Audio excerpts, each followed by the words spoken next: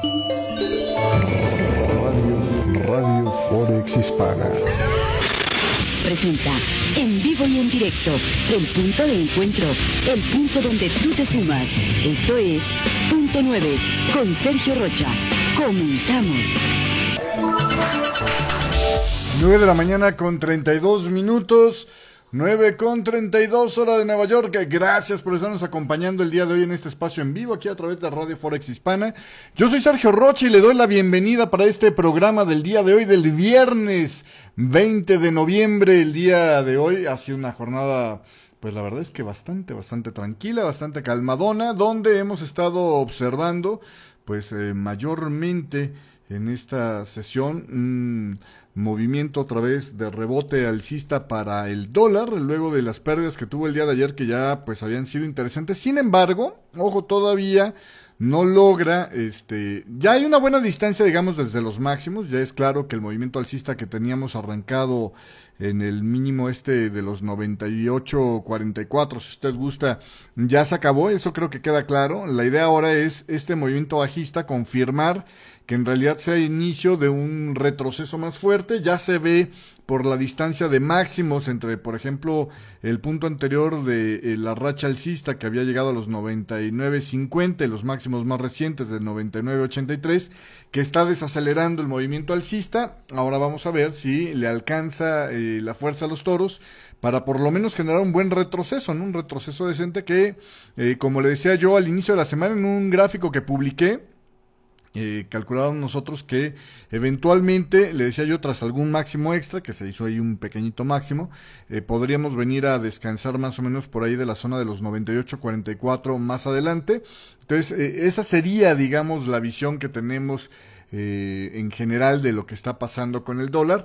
Y bueno, pues ya dependiendo de la contrapar, los movimientos ya en cada uno de los pares serían de forma distinta. En esta jornada estamos abriendo con el Dow Jones en positivo, gana 0.52% al inicio de esta mañana, está en 17.824 unidades. Déjeme, le confirmo la cifra muy rápidamente. Para esta mañana del día de hoy, Dow Jones 17.838 para ser más exacto, está ganando el 0.6% en este momento las acciones allá en Estados Unidos. También gana el Standard & Poor's 500 0.49% en este arranque de jornada, y el Nasdaq está ganando el 0.46% el día de hoy. En el tema de esta mañana vemos ahí los comentarios de Mario Draghi, que propulsaron por debajo de los 1.07 al euro dólar. Ya ahorita está rebotando para entrar casi en esa zona donde estábamos al arranque de la sesión europea.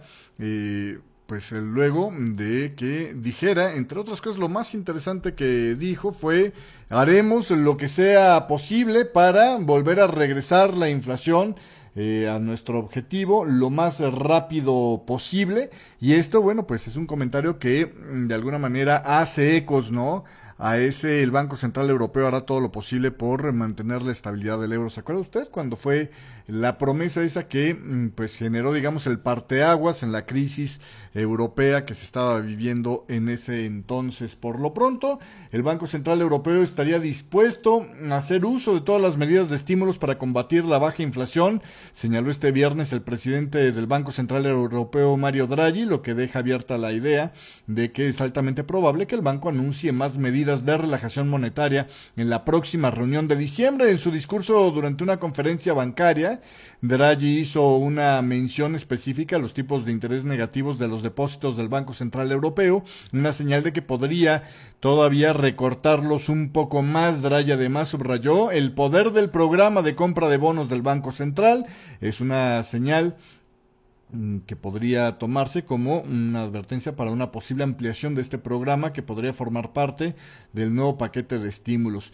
Draghi dijo en concreto: si concluimos que el equilibrio de los riesgos para nuestro objetivo de estabilidad de los precios a mediano plazo tiende a la baja, actuaremos utilizando todos los instrumentos disponibles dentro de nuestro mandato. Otro de los puntos interesantes que señaló Draghi en esta conferencia era la explicación de por qué ellos creían que el programa de compra de bonos sí estaban funcionando y sí era apropiado para Europa, y ponía como ejemplos que antes de que se implementara el programa de compras, la cantidad de préstamos morosos en la banca europea en general estaba mucho más alta que después de que se aplicó este programa de compra de bonos. Mejoraron la situación de las deudas en impago a los bancos, lo que a su vez, decía Mario Draghi, les ha permitido pues prestar todavía más dinero, además de que también, bueno, pues obviamente a la hora de competir con los demás participantes por los bonos, aumentan su valor y hacen menos atractivo para los bancos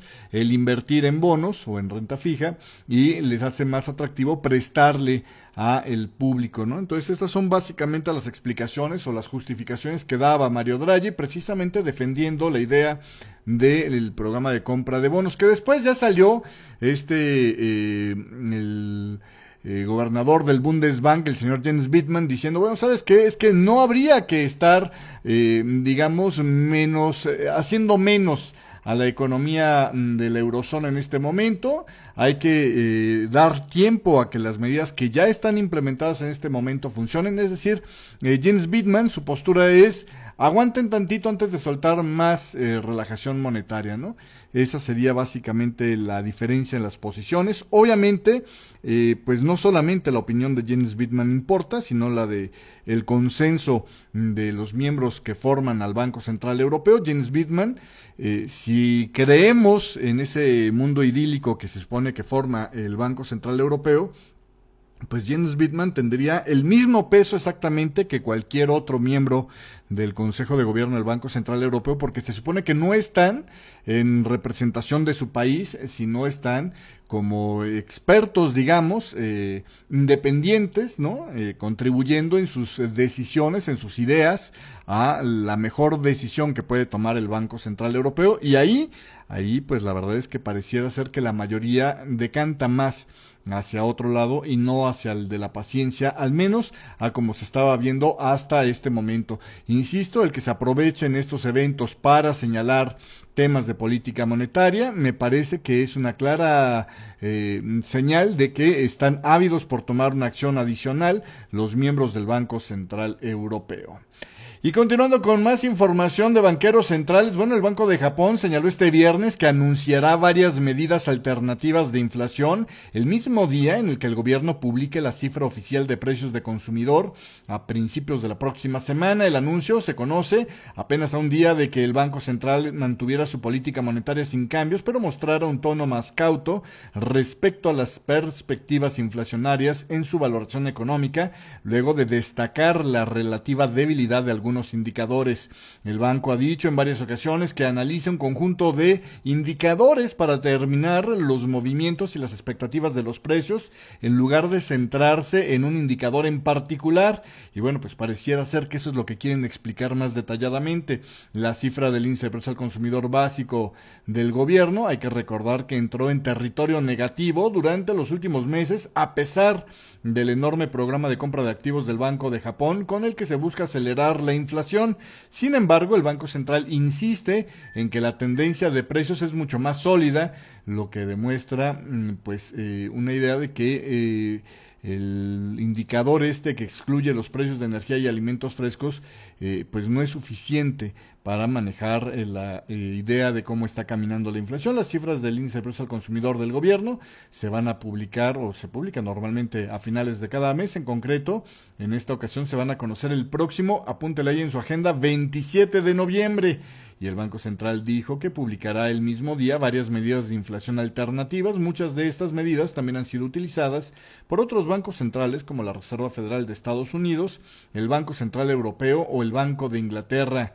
Así que bueno, pues ahí tiene usted, dice, con el fin de captar las tendencias subyacentes de la inflación y su relación con el ciclo empresarial y las expectativas de inflación, es útil no depender de una sola medida en concreto para ver cómo está la inflación, sino examinar un conjunto de medidas, ha indicado el Banco de Japón. 9 de la mañana con 42 minutos, vámonos al primer corte comercial, pero de regreso. La votación de las reformas económicas allá en Grecia revela grietas en el mandato de Alexis Tsipras. Además, la Reserva Federal ha hecho todo para evitar sorprender a los mercados declara el segundo a bordo del Banco de la Reserva Federal, Stanley Fischer.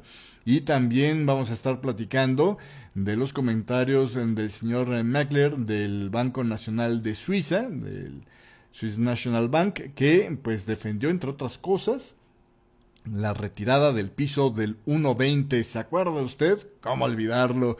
Todo esto y más de regreso en el próximo corte comercial. Después del próximo corte comercial aquí a través de Punto 9. Traguito de café para despertar bien. Punto 9. Lo hacemos juntos.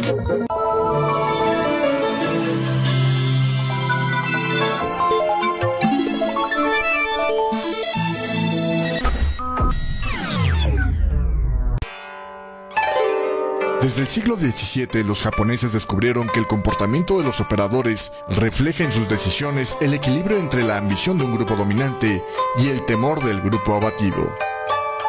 Conozca estos patrones y la forma correcta de aplicarlos con el curso más completo de velas japonesas disponible en español.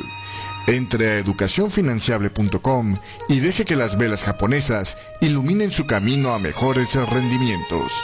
www.educacionfinanciable.com.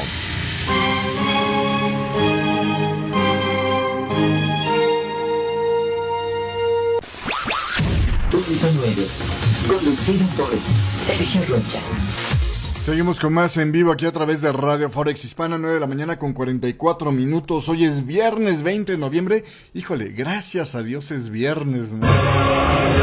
Ay, se merecía un aleluya que hacía rato que no lo hacíamos. Oiga, el día de hoy, le decía yo, el Parlamento de Grecia, pues nos levantábamos con la noticia de que sí logró aprobar el paquete de reformas económicas que le exigieron los acreedores, pero la votación abrió las primeras grietas en el gobierno de este país, formado apenas hace un par de meses.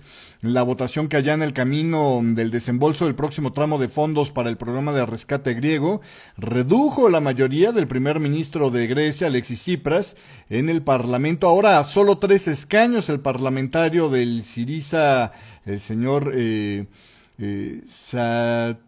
Statis Panagoulis, se abstuvo, mientras que Nikos Nikopoulos, de los griegos independientes que integran el gobierno de coalición, votó en contra.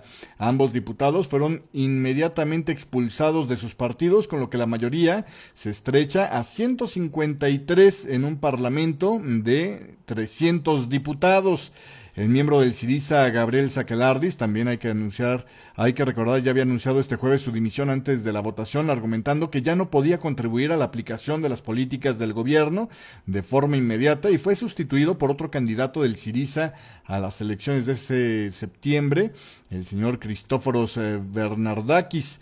Y bueno, pues Sakelardis, que era el antiguo portavoz con los medios de comunicación de Alexis Tsipras, se ha ido alejando desde que el primer ministro acordó el nuevo rescate con la eurozona en julio, poniendo fin a la cruzada del Syriza en contra de la austeridad. La medida más polémica en la legislación tiene que ver con las normas sobre cuándo los bancos pueden embargar viviendas de personas que no pueden hacer frente a los pagos hipotecarios. Syriza ha prometido proteger a los propietarios que tengan pagos atrasados. Sin embargo, los acreedores consideran esta política como una invitación a que se produzcan nuevos impagos, lo que en su opinión dañaría más al sistema bancario heleno. La votación se realizó antes de la reunión de los responsables de finanzas de la eurozona este viernes, que se espera que aprueben el próximo tramo de ayudas por valor de 2,000 millones, así como créditos de 10,000 millones que Atenas puede utilizar para recapitalizar a su banca, y que urge que se apliquen estos antes de que se pongan en marcha las nuevas reglas para los rescates tipo bail-in de los bancos, es decir, utilizando el dinero de accionistas, de bonistas, etcétera, lo cual, pues, la verdad es que yo todavía tengo que ver ahí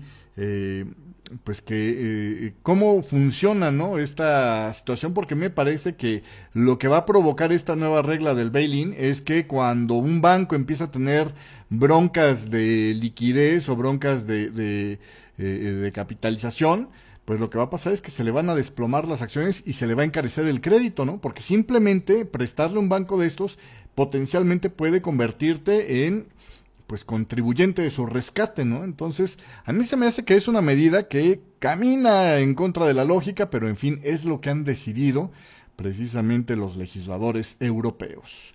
Pasando a otro tema, la Reserva Federal ha informado también de su inminente alza de los tipos de interés, es decir, lo ha hecho tan claramente, decía Stanley Fischer, que los banqueros centrales de otros países han comenzado a impacientarse sobre el tema.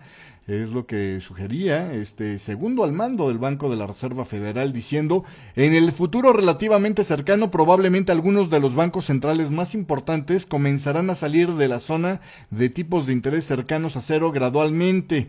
Así lo señaló el vicepresidente del Banco Central, Stanley Fischer, en comentarios preparados para pronunciarse en la conferencia semestral Asia Economic Policy de la Fed de San Francisco. Aunque no la mencionó, estaba claro que incluyó a la Fed entre los bancos centrales más importantes a los que se refería, y también agregó: aunque seguimos analizando los datos entrantes y no se han tomado decisiones finales, hemos hecho todo lo que podemos para evitar sorprender a los mercados y a los gobiernos cuando nos movamos, a tal punto que varios banqueros centrales y de mercados emergentes han estado diciendo a la Fed por algún tiempo: solo ya hazlo, ¿no? Una amplia mayoría del mercado espera que la Fed suba los tipos de interés por primera vez en casi una década, cuando las autoridades se reúnan el próximo 15 y 16 de diciembre. Y bueno, pues continuando con más de banqueros, el franco suizo sigue estando significativamente sobrevalorado, a pesar de que pues recientemente se ha debilitado un poco, señaló este jueves Andrea Maekler, el miembro del Consejo de Gobierno del Banco Central de Suiza. Este hecho pone de manifiesto los retos a los que se enfrenta una economía que desde hace tiempo se considera refugio en momentos de tensiones mundiales, pero que sin embargo depende mucho de las exportaciones. Una combinación que suena un poco peligrosona en este tipo de extremos donde estamos. En enero, el Banco Central de Suiza, si usted recuerda, retiró el 15 de enero el techo que había impuesto hace más de 3 años a la moneda, y que 3 días antes de retirarla había asegurado que era la piedra angular de su política monetaria y que tenía por objeto limitar el valor del euro frente al, el valor del franco frente al euro. Tras esto, el valor del franco en un principio se disparó, aunque desde entonces se ha ido relajando un poco. Para limitar el atractivo de los activos suizos, el Banco Central también ha puesto ya un tipo de interés negativo de 3/4 de punto por debajo del cero en ciertos depósitos en la institución, y ha intervenido en algunas ocasiones en el mercado para evitar que el franco se aprecie demasiado y dañe a las exportaciones. Maekler defendió la decisión del banco de hace 10 meses de retirar el límite, ya que, dice él, si no se hubiera tomado, la institución se habría visto obligada a comprar cantidades ingentes de divisas, algo que simplemente no podían. El Banco Nacional de Suiza, en su hoja de balance, se había expandido demasiado rápidamente, potencialmente a un tamaño que habría perjudicado gravemente la capacidad de este banco de cumplir con el mandato constitucional en el largo plazo, decía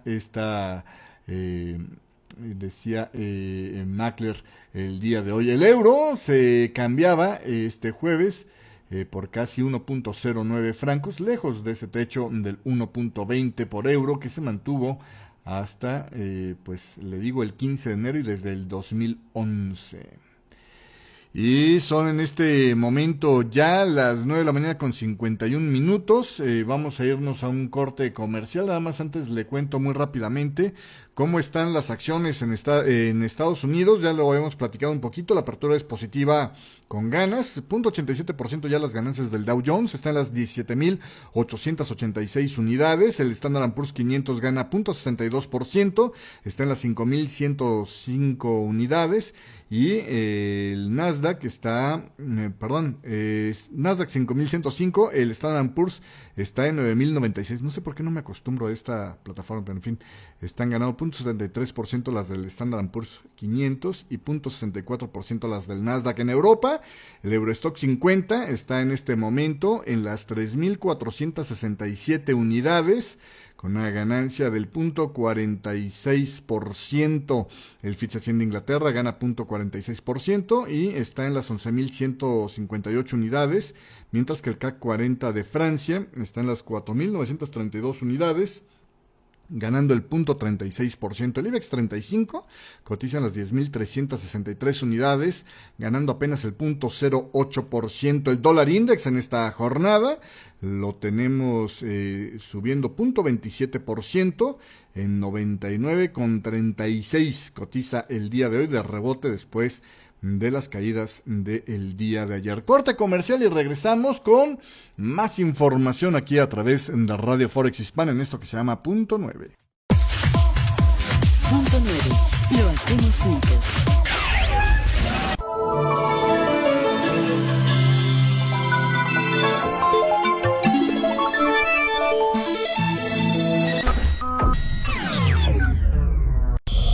¿Y tú, qué escuchas cuando operas? Hola, ¿qué tal? Yo soy Sergio Rocha y esta es la información. La señora Pelosi continuaba el movimiento alcista. Tenía hasta la zona de los 28. Reporta que hay columnas de humo. Pero es el próximo dato a las 7. Estamos listos para escuchar la conferencia. Si usted había tomado el rally, convertir esta operación en un boleto gratis a la oportunidad. Seguimos en vivo aquí a través de Radio Forex Hispana.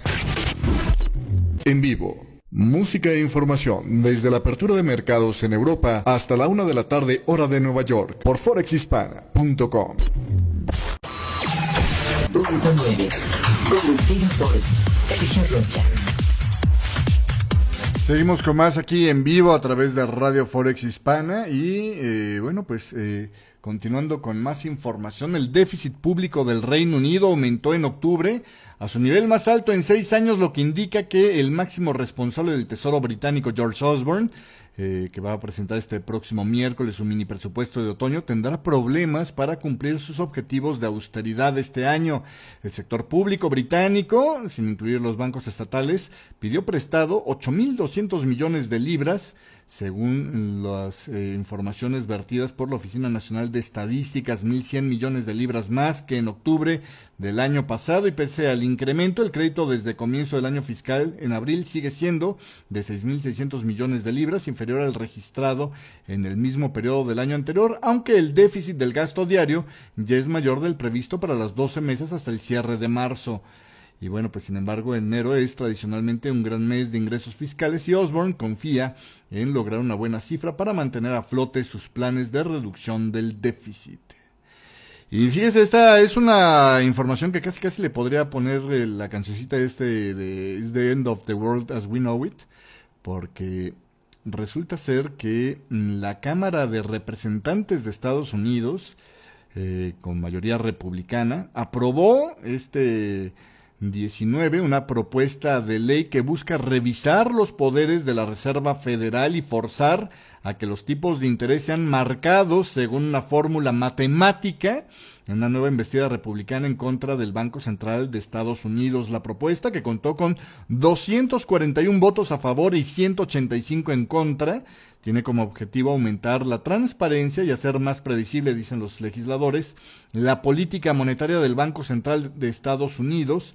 De acuerdo con los defensores de esta propuesta, la Fed no está usando una política monetaria transparente y por este motivo se necesita una mayor supervisión. De otro modo, pronto nos daremos cuenta de que nuestros banqueros centrales se han convertido en nuestros planificadores centrales, afirmaba un republicano por Texas y presidente del Comité de Servicios Financieros llamado Jeb Hensarling o algo así, por más que quise evitar el nombre no pude. Oiga, con esta nueva propuesta la Fed vería reducir notablemente sus poderes como prestamista de último recurso y aumentaría la supervisión del Congreso sobre el Banco Central. Uno de los elementos más importantes será que los tipos de interés de referencia de Estados Unidos, la principal herramienta de política monetaria para cualquier banco, quedarían establecidos en función de una fórmula matemática y no serían determinados de manera discrecional luego de las reuniones de los miembros de política monetaria de la Reserva Federal. Desde el Banco Central ya se han lanzado críticas de esta propuesta, diciendo que es un ataque a la independencia del organismo. Y bueno, pues el nuevo presidente de la Cámara de Representantes, el republicano Paul Ryan, aplaudió la medida al asegurar que si la Fed explicase al público cómo toma sus decisiones, los ciudadanos de Estados Unidos tendrían mayor confianza. Sin embargo, la propuesta tiene difíciles posibilidades de prosperar, Habrá que ver esto, ya que se necesita que haya un apoyo demócrata mayor en el Senado, y el propio presidente Barack Obama ya ha indicado su intención de vetar la legislación en caso de que la pasaran. En un comunicado emitido la semana presente, la Casa Blanca criticó la iniciativa al asegurar que dejaría la política monetaria sujeta a auditorías basadas en los caprichos políticos de miembros del Congreso de cualquier partido. Asimismo, también Yellen, si usted se acuerda, más temprano en esta semana habíamos dicho aquí que había lanzado una carta a los líderes del Congreso advirtiéndoles que esta propuesta sería un grave error y actuaría en detrimento de la economía y la ciudadanía de Estados Unidos.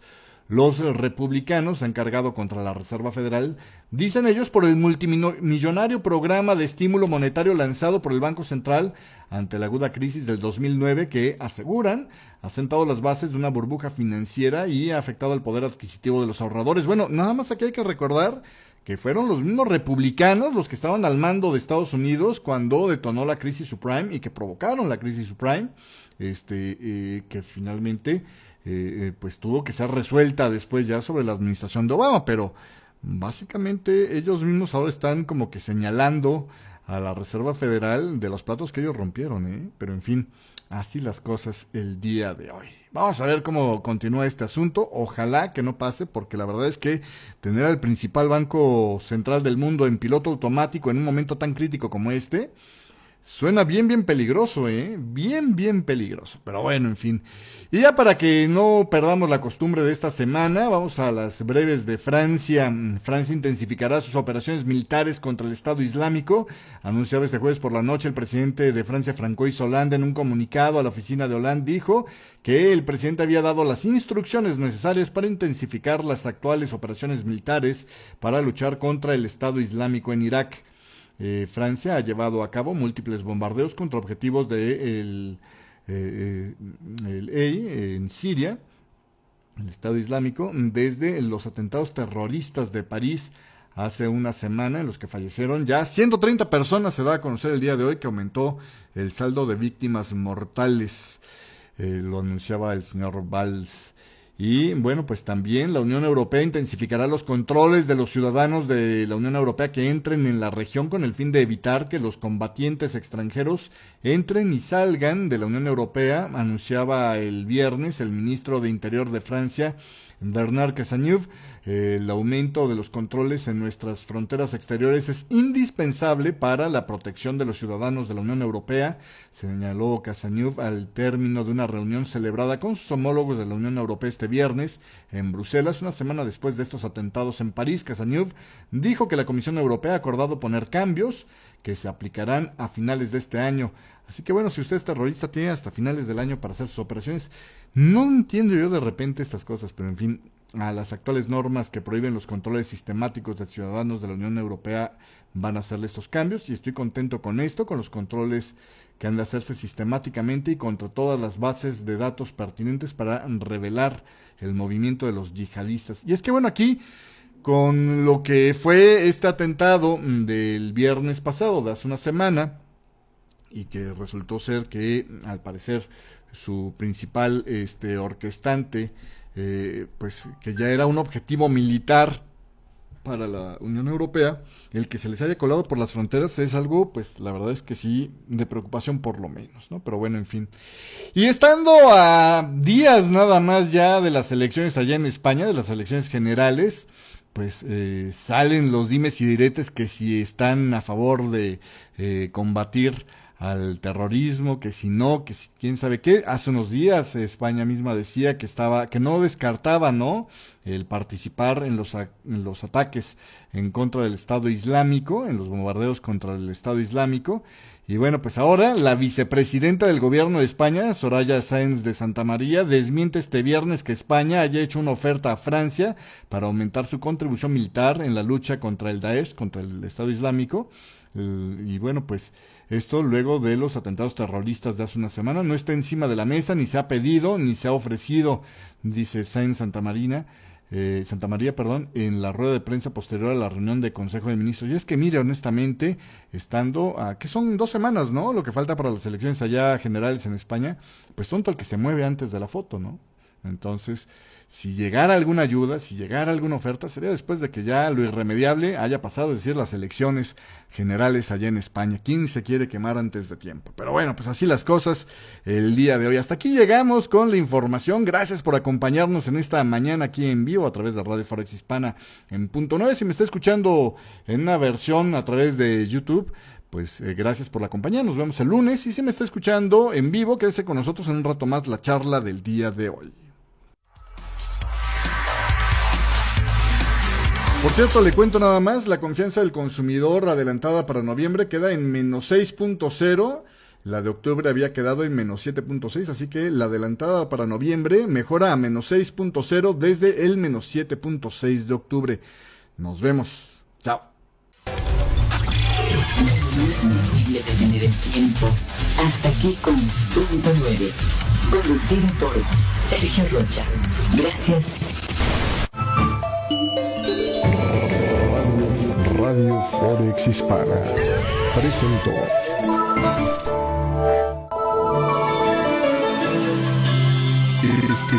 Estás escuchando Radio Forex Hispana.